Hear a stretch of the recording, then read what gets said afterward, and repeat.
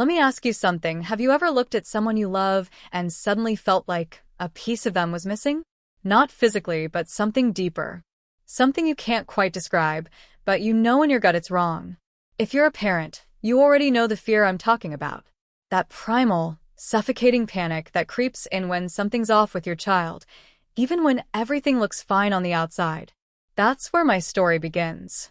And no, this isn't one of those overproduced fictional tales meant to scare you before bedtime. What I'm about to tell you actually happened, and it's still happening. It started with a strange confession from my wife, something she whispered to me one night after putting our son to bed. 7 words I'll never forget. I made a deal for our family. Now our child is disappearing. Not in a dramatic puff of smoke. Not in some horror movie jump scare. He's just fading. Quietly. Slowly. And I have no idea how to stop it. Before I go further, let me make something clear. This video, this story, this confession isn't just some plot twist for likes or views. I'm telling you this because if you're here, watching right now, chances are you've felt that feeling before too. That dread in your chest when something about your life doesn't feel right anymore. You don't have to be a parent to relate. Maybe it's your partner acting strange. Maybe it's your job, your health, your dreams slipping out of reach. That helplessness? That silence between moments? That's exactly where I was, and it's why I need you to stick with me until the very end. Because I promise you, if you're patient, you'll get the answers you came here looking for. You won't just find out what deal my wife made. You'll understand why she did it, who she made it with, and what the cost truly was. We were the picture of an ordinary American family, or, at least, we were trying to be. I was working remote tech contracts from our home in Colorado. My wife ran a small online shop that sold handmade kids' toys, and our son Noah had just turned 6. Bright, curious, always asking the kind of questions that made you stop and think, even when you didn't want to. He was the kind of kid who could melt a heart with one smile. Our life wasn't perfect. We had bills, stress, marriage arguments that came and went with the seasons, but we were surviving. Then winter came. A cold one. And with it, something changed in my wife. Subtle at first. She stopped singing in the mornings. Started double-locking the doors at night, even the inside ones. Her dreams turned into whispers. She'd wake up sweating, gripping her phone like she was waiting for a call that never came. I tried to ask, but she always shook it off with a tired smile. "It's just the weather," she said. "Just the world getting heavy." But I saw the way she looked at Noah. Like he was glass. Like he'd break if she didn't hold him tight enough. And then it started, little things at first. His favorite toy missing. His drawings getting weird, not scary, just empty. Like he forgot how to imagine. Then he stopped eating the foods he used to love. He said they didn't taste real anymore. One morning, I woke up to find all his baby photos gone from the wall. The albums? Empty. Just blank sleeves. I thought it was a prank. Or memory loss. Or maybe something darker. But when I confronted my wife, calmly as I could, she broke. Not cried. Not screamed. She just broke, like someone pulled the plug on her soul. That's when she told me. She sat me down on the couch, gripped my hand like it was the last solid thing in her world, and whispered, "I made a deal. A long time ago. For him."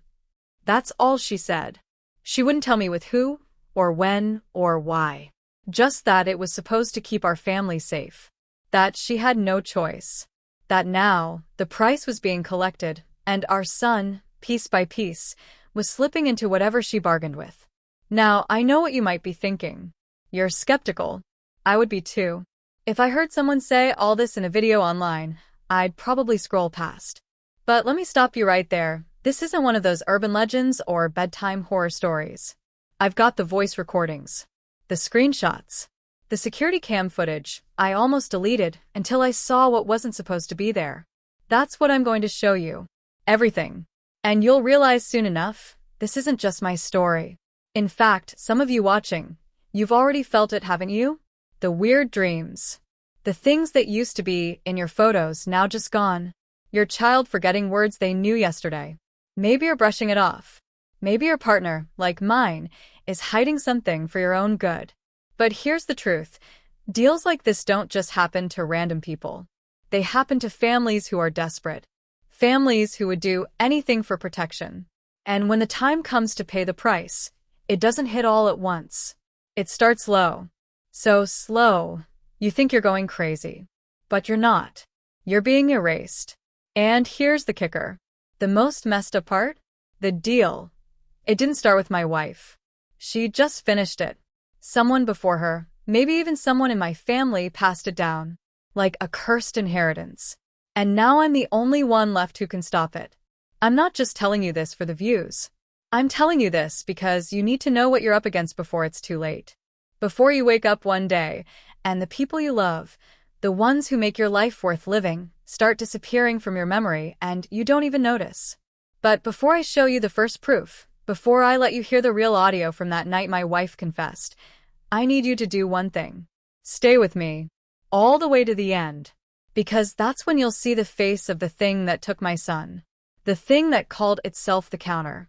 And believe me, once you see it, you'll never sleep with your door open again. The night she told me about the deal, I didn't sleep. I couldn't. I just sat at the foot of our bed staring at the bedroom wall, watching shadows stretch and twitch with every passing hour like they were alive. My wife had passed out from exhaustion, her breathing shallow, her fingers still clenched tight, as if she was holding something invisible in her hands. I kept replaying her words over and over again, hoping they'd start to make sense the 10th or 20th time I heard them in my head. But they didn't. I made a deal for him. The words echoed like a riddle with no answer, a door without a handle. By sunrise, I was downstairs on the living room floor, surrounded by every family photo we'd ever taken. That's when I noticed something that made my stomach turn cold. In every picture where Noah should have been the center, birthday cakes, park trips, that one time we visited Disneyland, his image was slightly blurry. Not like bad camera quality. More like someone had smudged him just enough to make you squint. Like his existence was being edited in real time. I even pulled up old Facebook memories on my phone and realized something worse. People had stopped tagging him. The captions that used to say, Noah's first day of school, now just read first day of school. Friends who used to comment with, he's so cute, had vanished. I clicked on their profiles. Nothing. Deleted. Like they never existed, or had been wiped clean. That's when I knew something beyond my understanding was happening. And it was getting stronger. I started documenting everything. I bought 2 cloud drives, 3 external hard drives, and installed motion sensors in Noah's room. Not because I thought anyone was breaking in, but because I was starting to question if Noah himself would even be there in the morning. I told myself I'd track his presence, measure it somehow, quantify the rate at which he was disappearing. I created a spreadsheet titled Vanishing Log. Every day, I'd log things he forgot, how he reacted to photos of himself, whether his voice sounded different. I even recorded him asking me why there were no pictures of his birth. He said it calmly, not scared, just confused. Was I really born, Dad? Or did you and Mom just imagine me? That question shook me harder than anything. I tried showing him his birth certificate, but the ink had started to fade. I swear to God, it was bold and black when we moved in. Now it looked like it had been left in the sun for 20 years. His hospital wristband? Gone from the memory box. His first drawing? Crumpled up in the trash, but neither of us had thrown it away. The more I searched for proof of his life, the less of it there was. It was like trying to hold sand in your hands. And somewhere deep inside, I started to wonder, what happens when there's nothing left? I confronted my wife again that week. Pushed harder. Demanded details. But every time I brought it up, she'd flinch like I'd shouted. She wasn't trying to be secretive, I could tell, but it was like some kind of psychological gag order had been placed on her. She'd shake, stutter, then go blank. Once, she even started bleeding from the nose mid-sentence. But I got fragments. Little pieces. She mentioned something called the counter again. Said it didn't take things violently, not like the stories online about hauntings, demons, or stalkers. This wasn't some horror movie monster you could outrun or burn with sage. It was more transactional. It took what was promised. And in her case, she had promised time. I didn't understand what that meant until I saw Noah's drawing that night. A stick figure family, drawn in crayon, standing next to a tall, faceless figure with a giant hourglass in its chest. The figure's hands were empty, but strings ran from its fingers to the heads of the stick people. And Noah had scribbled one word in the corner. Trade. The weirdest part? I hadn't told him anything yet. Nothing about the deal. Nothing about the counter. But somehow he knew. That scared me more than anything else. Because it meant Noah wasn't just vanishing. He was aware of it. At least on some level. That same night, I got a call from my sister in Texas. We hadn't spoken in months. She said she'd been having weird dreams. Dreams where she was in our house, standing in the hallway, but the hallway kept stretching longer and longer until it became a void. In the dream, she heard a child calling her name, but when she followed the voice, all she found was a mirror. And in the mirror, she saw herself older, tired, hollow-eyed. She didn't know why she called me, just said something told her she had to. When I asked if she remembered Noah, there was silence. Then she asked, "Wasn't that your neighbor's kid?" That was the moment I realized this wasn't just happening to us. It was spreading. Like a glitch in the Matrix. People were forgetting him, deleting him unconsciously. But not me. Not yet. And I was going to find out why. I started deep diving into Reddit threads, obscure YouTube documentaries, dark corners of TikTok that talked about memory shifts, time leaks, vanishing children theory, and alternate timelines. One podcast even mentioned a group of people online who believe in something called the unwritten book, a kind of ethereal ledger where every child born into a deal is listed, and once their name fades from it, they no longer exist. I know how this sounds, like I've lost it, like grief is making me delusional. But I'm not the only one seeing it. Someone sent me a DM after watching one of my vague posts about losing someone who's still alive. They said, "You're not crazy. They always take the kid first." That message came from an account with no followers, no profile picture, and was deleted seconds after I read it. But they included a PDF, a digital scan of what looked like a handwritten contract. The signature line read, "I accept the terms, knowingly or not. No name, no date, just a timestamp, 4:04 a.m., exactly the time my wife first whispered about the deal." I didn't tell her about the PDF. Not yet. Instead, I decided to investigate on my own. I started searching through our basement storage, trying to find anything she might have hidden. That's when I found the old box, duct-taped shut, marked craft supplies. Inside was a notebook wrapped in flannel cloth, sealed with red twine. It wasn't a journal. It was more like a ledger. Inside were pages filled with dates, sketches, and names I didn't recognize. And symbols, dozens of them. Circles within circles. Triangles split with cracks. Arrows pointing inward. But one page was marked with Noah's name, and below it a countdown. Days. Hours. Minutes. The final date?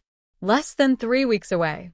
I slammed the book shut and heard something behind me, like footsteps dragging across carpet, but we don't have carpet in the basement. I spun around. Nothing. No one. But the air was colder. Heavier. And for a second, just a second, I could swear I heard a voice whisper behind my ear. The trade is not reversible. I'm telling you this now because it's happening faster than I thought. Faster than we expected. And I'm running out of time. But here's the thing. There's more to this than just my son. More to this than just our deal. Other families. Other names. Other children. I found 3 already, and they're all going through the same thing. And what we discovered about the counter, what we've uncovered about how this thing chooses its victims, it changes everything. But before I tell you what happened when I confronted the first other parent on that list, before I show you what I saw in their home, I need you to understand, from this point forward, things don't just get strange. They get dangerous. And once you hear what comes next, you won't be able to forget it. Even if you want to. I knew I couldn't do this alone anymore. Every hour that passed, Noah's presence grew thinner, like smoke slipping through my fingers. There were moments I'd call his name and hear no answer, only to find him standing just a few feet away, eyes glazed, head tilted slightly, like he was listening to something only he could hear. I couldn't keep pretending this was some psychological breakdown or a shared delusion. The signs were too specific, too deliberate. And that ledger I found in the basement, with the countdown ticking beneath his name, had become my obsession.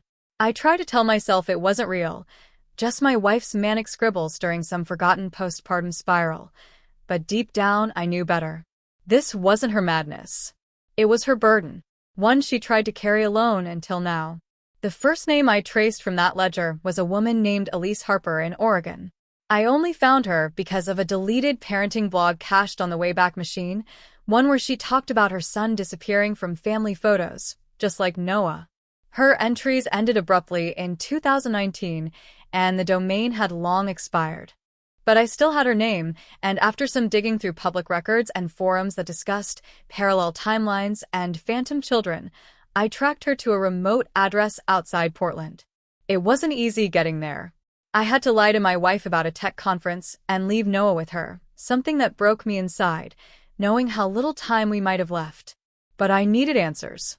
I needed to know if someone else had survived the counter's grip, or if I was chasing ghosts already taken. When Elise answered the door, her face went pale the moment I mentioned Noah's name. Not because she recognized it, but because she saw the look in my eyes, the same look she once wore. She said, before the date ran out. She didn't invite me inside.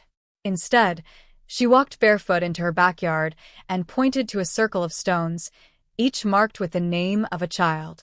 Her voice trembled when she said, "You think this thing comes to steal? It doesn't steal. It waits. It waits until you offer it something you love, and once the offer is accepted, it never takes more or less than promised." I asked her what she meant. She said her husband made the deal for a career opportunity, a once-in-a-lifetime moment they were too broke to pass up. Within 6 months, he became CTO of a rising tech startup. And within 6 months and 1 day, their son started to fade. Not disappear, but fade. Slowly. Quietly. Like the world was turning its back on him. That's when she told me the twist that shattered everything I thought I understood. The counter didn't come for children by default. It came for whatever was named in the exchange. The tragedy? Parents never realized what they were offering. Because the deals weren't made in plain language. They were made in moments, acts of desperation. Elise showed me an old VHS tape of her husband pacing their living room, holding an envelope with a rejection letter, saying, "I'd give anything for just one break. Anything." In the corner of the footage, at the exact timestamp, she said the energy shifted. A figure appeared. A tall silhouette reflected in the glass of their TV. Just for a second. But enough. "That's when the deal was sealed," she whispered. And our son had less than 4 years left. I drove home that night in silence, my mind unraveling with each mile. The pieces began fitting together like a cruel puzzle.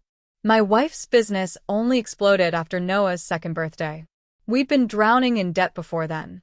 She always said she prayed for a miracle. Always said she made a wish. And now I understood the cost. It wasn't just a child for a gift. It was time, traded unconsciously. Words spoken without meaning, actions taken in pain. Those were the offers the counter accepted. No paperwork. No rituals. Just desperation. And that made it even more terrifying. Because it meant anyone could enter into a deal without even knowing they had. Back at home, Noah had changed again. This time, I walked into the kitchen to find him drawing with crayons on the wall, something he hadn't done since he was 3. When I asked him about it, he just looked at me with those glassy eyes and said, "I'm trying to remember what it felt like to be here."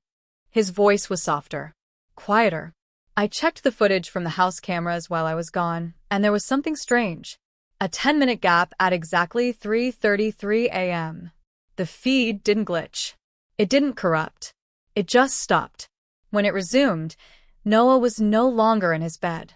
He was sitting in the hallway, staring straight at the camera, smiling, like he'd just had a conversation with someone who wasn't there anymore. Then the twist hit me even harder. My wife's face. I started noticing small things. Her smile didn't curve quite the same. Her handwriting changed. She called me love again, something she hadn't done since our early dating years. At first, I thought she was just trying to comfort me. But late one night, I saw her standing in the mirror. Just standing. Still as stone. Whispering something I couldn't hear. The reflection wasn't delayed. It was ahead, mimicking her a second before she moved. I recorded it, played it back 100 times. And that's when the unimaginable truth dawned on me. My wife may have made the deal, but she might not be the same woman who returned afterward. Everything started spiraling after that. Our power flickered every night at 3:33 a.m. The same timestamp Elise warned me about. I'd check on Noah, and sometimes he'd be there. Sometimes his bed would be made with no sign of anyone sleeping in it. When I asked my wife, she insisted he was downstairs. When I checked, he wasn't. She started avoiding my eyes. Her voice sounded like it had an echo, even when she whispered, "I think I know she's hiding something else. Something bigger." Maybe she renegotiated the deal. Maybe she offered herself to buy more time. But what came back wearing her skin, it's not her. Not entirely. And now the ledger's countdown is nearing 0. The page with Noah's name is glowing faintly under blacklight. There's a second name written underneath, one I hadn't noticed before. Mine. I don't know what that means yet. But if I don't figure it out soon, I fear I'm next. The countdown in the ledger hit 0 at 3:33 a.m. on a Friday. I didn't sleep the night before. I just sat at the edge of Noah's bed with the glow of the hallway light behind me, watching his tiny chest rise and fall, praying silently that I had misunderstood everything. But deep down, I knew I hadn't. Something in the house had shifted in those final hours. The walls felt closer, the air impossibly still, like the whole world was holding its breath. My wife didn't come to bed that night. I found her in the living room just before the hour struck, standing barefoot in front of the mirror above our mantel. She wasn't moving, just whispering again. But this time, I heard what she said. "Take me instead. Please. Please. Take me." Her voice cracked, and her reflection didn't match. It was still smiling. Wide, too wide, even as tears rolled down her real face. That's when I realized what she had done. She hadn't just made one deal. She made 2. I shouted her name, and the mirror shattered like it had been waiting for that moment. A blast of cold air rushed through the room, knocking over picture frames and toppling Noah's drawings from the fridge. Then everything went silent, not just the house but outside, too. No wind. No night sounds. No hum of electricity. Just the sound of my wife collapsing to her knees and the horrible stillness that followed. I ran upstairs, 2 steps at a time, heart pounding so hard I thought it would knock me down. Noah wasn't in his bed, but he hadn't vanished. His blankets were warm, his toy still on the pillow. It felt fresh, recent, like he'd just been there. I turned to the hallway and saw it, something impossible. A door that had never existed before. Right between the guest room and the linen closet. Matte black, no knob, no hinges. Just there, waiting. I don't know how I knew, but I did. That door was the trade. I didn't hesitate. I walked straight into it. The moment I stepped through, it was like falling underwater. No sound, no air, just pressure all around. And then, silence broke. I was standing in a place that looked like our home, but stripped bare of color. Gray walls, gray light, and time felt suspended, like the air was thick enough to wade through. In the center of the room was Noah, seated calmly on a small wooden chair, as if he'd been waiting. He didn't look scared, just tired. Behind him was the counter, not a monster, not a demon. A man. Or, at least, something shaped like one. Tall, thin, wearing a coat that rippled like shadows. No face. Just the hourglass embedded in its chest, filled with sand so dark it shimmered like black glass. The grains moved upward, defying gravity. When I spoke, it didn't respond with words. It responded with thoughts, directly into my mind. A voice without sound. It said, "You were never the original offer, but you were willing. That is rare." I demanded to know why. Why my wife? Why my son? Why this trade existed at all. And it showed me, not with words, but with memory. I saw flashes of moments I never lived. My wife, younger, frightened, standing in an alley in the rain with Noah in her arms, whispering, "Help me. I'll do anything." A figure steps forward. A nod. A promise. But it wasn't this life. It was an alternate timeline. A fracture in what could have been. A version where Noah died in infancy from a fever we never saw coming. And she'd traded timelines, moved us into this one. A better life, at a cost. The price wasn't just time. It was reality itself. I saw the toll it took on her body. Her mind. The moments she couldn't explain. The memory lapses. The exhaustion. The voice in the mirror. Because in every mirror, the version of her from the original timeline was still there, waiting. Watching. Furious. That's when it hit me. My wife was never possessed. She was divided. One foot in this world, one in another. The mirror was a fracture between lives. And the second deal she made, the one she thought would save Noah, was actually an offer of herself to switch places with the version of her still grieving in the other reality. But deals don't work that way. Not cleanly. They twist. They warp. They balance. The counter was merely a force, a universal scale, tipping toward equilibrium. Noah was fading not because he was being stolen, but because the borrowed timeline was unraveling. The only way to save him was to undo it all, to return everything to how it should have been. I broke. I screamed. I begged. I said I'd do anything. I offered my years, my memories, even my life if it meant he could live somewhere. The counter considered it. That hourglass pulsed, and the room dimmed. Then, finally, it spoke a word. One single word. Trade. And suddenly I was in our backyard. Morning light. My hands caked in dirt. In front of me, a small wooden chair, half buried. And behind me, laughter. I turned and saw my wife, smiling. Whole. No mirrors. No cracks. And in her arms, a baby. Noah. But younger. Barely a year old. We were back, not to our present, but to the original timeline. The one where we'd lost everything. Only this time we didn't. This time, I had made the deal. My memories of the future remained. Barely. Like a dream slipping away, but the love in my chest told me everything I needed to know. He was alive. And it was real. I asked her if she remembered anything. She looked at me with gentle confusion and said, "You've been acting strange lately. Is everything okay?" I just nodded. I didn't need her to remember. I remembered enough for both of us. And from that day on, I never spoke of the counter again. Never chased ghosts. Never questioned fate. We lived modestly. No windfalls.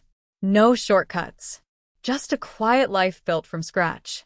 And I watched Noah grow, slowly, fully, with every moment carved into memory. Because I knew how quickly it could all be taken. But the twist? The part one didn't expect? Years later, while cleaning out the attic, I found a box labeled craft supplies. Inside it wasn't yarn or glue sticks. It was a ledger. Old, dusty, sealed in twine. I never opened it. I didn't need to. Because the fact it existed told me one thing. The deal was never really broken. Just paused. Waiting for the next whisper in the dark. The next desperate wish. The next trade. So if you've ever said, "I'd give anything," out loud, be careful. Someone, something, might just take you up on it. And when they do, you won't even realize you've already agreed.